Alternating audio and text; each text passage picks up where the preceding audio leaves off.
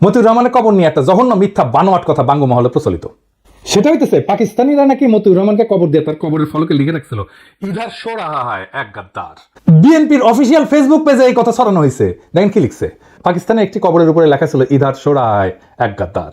বাংলা অর্থ, এখানে শুয়ে আছে এক বেঈমান। পাকিস্তানের সেই গাদ্দারটি কে তা কি আমরা জানি? তিনি বাংলাদেশের বীরশ্রেষ্ঠ মতিউর রহমান। দীর্ঘ 35টি বছর পাকিস্তানের মাটিতে চরম ঘৃণা ভরে শায়িত ছিলেন আমাদের মুক্তিযুদ্ধের এই নায়ক।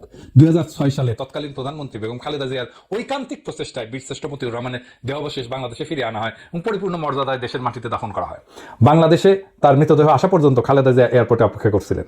হে মৃত্যুঞ্জয়ী, তোমার আত্মবলিদানের বিনিময়ে আমরা পেয়েছি একটি স্বাধীন মানচিত্র। তোমাকে আমরা ভুলি নাই, ভুলব না। তুমি আছো লক্ষ কোটি বাঙালির হৃদয়ের গভীরে শ্রদ্ধাঞ্জলি। পুরা আওয়ামী বয়ান। আওয়ামী লীগ তো জাউরার জাউরা, তারা বলতে পারে, কিন্তু বিএনপি কেন?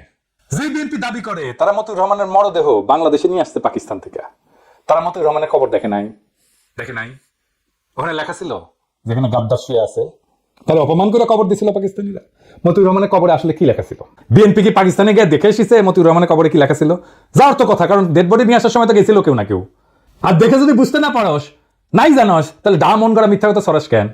আজকে বিএনপিদের পাকিস্তানের মাসরুর বিমান ঘাঁটিতে অবস্থিত মতিউর রহমানের অরিজিনাল কবরের ছবি আর সেটার ফলক দেখাবো।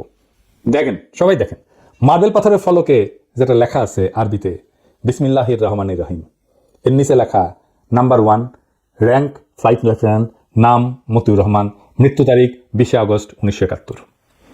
হারামজাদারা এখানে কই লেখা দেয় যে এখানে গাদ্দার শুয়ে আছে?